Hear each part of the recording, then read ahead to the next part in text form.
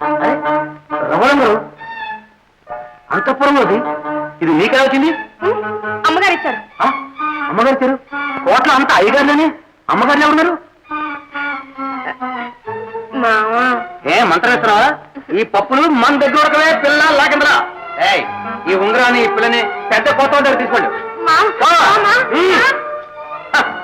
అంతా ఇంతే.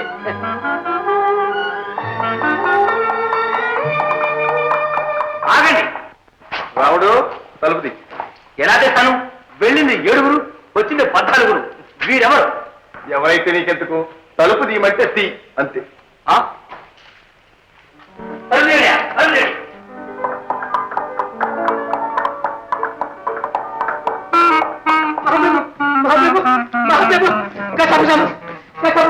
ఏనాడు ఏం జరిగింది? ఏం జరగకూడదు అదే జరిగింది మహాప్రభు. మన చిన్నరాజులు వట్టి చిలుపు రాజులైపోయారు మహాప్రభు. ఏం చేశారు రావుడు? అదే చెప్పడానికి ఊరాడలేదు, దాచడానికి ధైర్యం చాటలేదు. ఇది ఊళ్ళో తెలిస్తే ఎంత అప్రదిష్ట, ఎంత అమ్మయ్యదా. వెళ్ళింది 7 వచ్చింది 14. కసపు సమస్య. నాన్నగారు ఇదిగో మీ కోడలు, మా అత్తయ్య భూలక్ష్మీదేవమ్మ బిడ్డలు. భూలక్ష్మి బిడ్డలా? లేవంటమ్మా లేవండి. ఎంతకాలానికి మిమ్మల్ని చూచానమ్మా. మీకోసం దేశాలు వెతికించాం. ఇంతకాలం ఎక్కడ అజ్ఞాతవాసం చేశారమ్మా? అజ్ఞాతవాసం కాదు నాన్నగారు, అరణ్యవాసం. అదృష్టం కలిసి వచ్చింది కాబట్టి మాకెంట పడ్డారు. అవును నాయన, దైవం ఈనాటికి దయదలిచాడు. ఒక్క భూలక్ష్మి కాదు, 7 భూలక్ష్ములు నా కళ్ళ కనిపిస్తున్నారు. కలకలాడుతూ నా కోడళ్ళు నా ఇంటికి వచ్చారు. అయితే ఇంకా ఆలస్యం ఎందుకు ప్రభు? వెంటనే ముహూర్తాలు పెట్టించి కళ్యాణాలు జరిపించండి.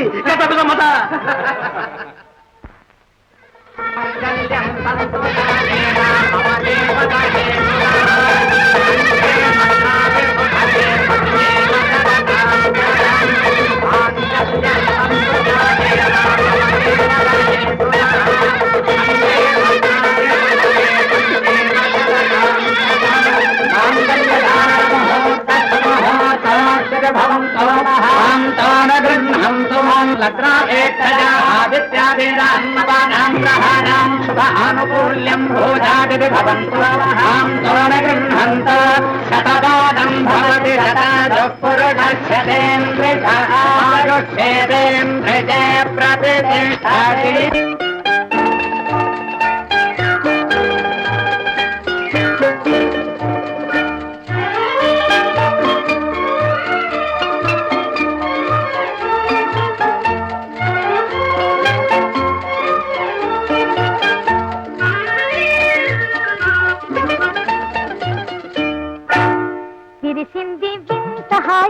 మురిసింది నేతిరేయి అందాల చందమామ చెంత నుండి అందుకే విరిసింది వింత హాయి మురిసింది నేతిరేయి అందాల చందమామ చెంత నుండి అందుకే విరిసింది వింత హాయి మురిసింది నేతిరేయి.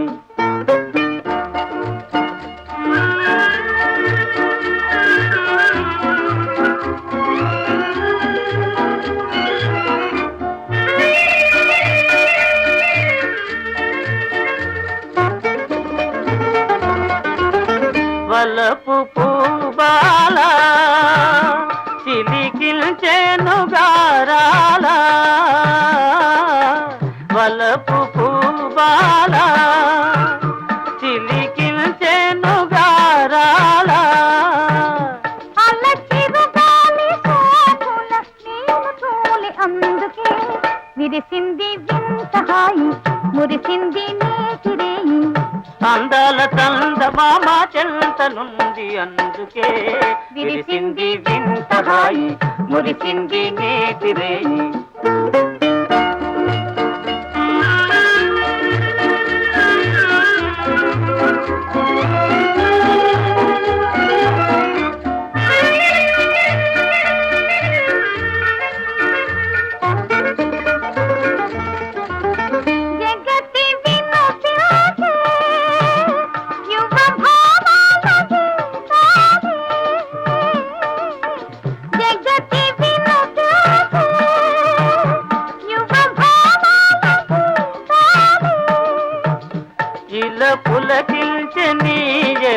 సోయగాల అందుకే విరిసింది వింత హాయి మురిసింది నేతిరేయి అందాల చందమామ చెంతనుంది అందుకే విరిసింది వింత హాయి మురిసింది నేతిరేయి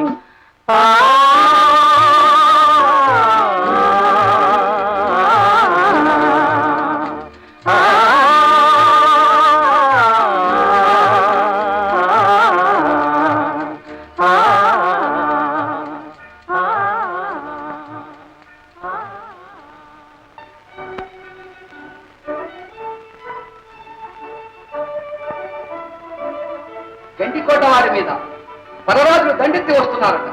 వారు మన సహాయం అర్థిస్తూ జాబు రాశారు. మీ అభిప్రాయం? గండికోట రాజులు మన గర్భశత్రువులు, వాళ్ళకేమాత్రం సహాయం చేయడానికి వీలే. శత్రువు సానుభూతి చూపడం పాముకు పాలు పోసినట్లే. అర్థించినప్పుడు శత్రువుకైనా సాయం చేయటం రాజధర్మం. ఆ పై కర్తవ్యం పెద్దలు నిర్ణయించారు. చిన్నవాడవైనా బాగా దూరం ఆలోచించావు కార్యవర్తి. గండికోట వారికి సహాయం చేయటమే సమంజసం. మహామంత్రి, మన పరగణాలో కత్తిపెట్టగల ప్రతి పౌరుడు కథన రంగానికి తరలి వెళ్లాలని ప్రకటించండి.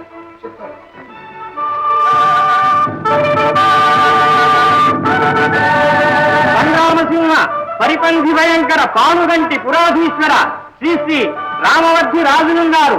సర్వ ప్రజలకు తెలియజేయనదేమనగా గండికోట రాజులకు సాయముగా మన పానుగంటి సేనలు కథన భూమికి కదిలిపోతున్నవి కనుక ఈటే అమ్ము కత్తి పట్టగల ప్రతి మగధీరుడు యుద్ధానికి పోయేందుకు సిద్ధం కావాల్సింది. కథన రంగమే గదన్ కత్తి చూసి దూకదన్, కథన రంగమే గదన్ కత్తి చూసి దూకదన్, కథాపి సామత కథాపి సామత కథాపి సామత. ఏం ప్రతాపం, ఏం ప్రతాపం! చిన్నదానా, నీ నోటికి చేతికి జడుసులన్నీ ఊళ్ళో వాళ్ళందరికీ జడుసు అనుకున్నావా? చంపి పారేస్తాను, చీల్చి చండేస్తాను. ఈ తలారాముడు తలుచుకున్నాడంటే తరిగి పారేస్తాడు. కోత ఒకటే కోత, ఊత కోత. ఆ పాపం ఏమిటి లేక లేక సొరకాయలు అనుకున్నావా? అన్ని అఘోరించా గాని ఆ కట్టెడ సారే. చిన్నదానా, కోపడకుండా కాస్త శాంతంగా వినవే. చిచ్చి సారేమంటే ఏంటి ఆ రచ్చ? అది నీ ఒక మంట, నీకిదే పోయే కాలం. ఊరుకు పోయే కాలం అంటే యుద్ధానికి వెళ్లే కాలం అన్నమాట. మగధీరులంతా విడుతున్నారుగా మరి. మగతీర్లంతా వెళ్తే మధ్యలో మనకెందుకయ్యా? అదేమిటి నన్ను మీలో కలిపేస్తున్నావు? మన మగసిరి మండినట్టే ఉంది. నీ మగసిరి మాకు తెలియదు. పిల్ల జల్లా లేనే లేరు. పసుపు కుంకుమ కూడా లేకుండా చేద్దామనా? పడుండు, నోరు ముసు పడుండు. ఇలా రండి, ఇలా రండి, ఇలా రండి, ఇలా రండి, ఇలా రండి, ఇలా రండి, ఇలా రండి, ఇలా రండి, ఇలా రండి, కూర్చోండి. చూడండి,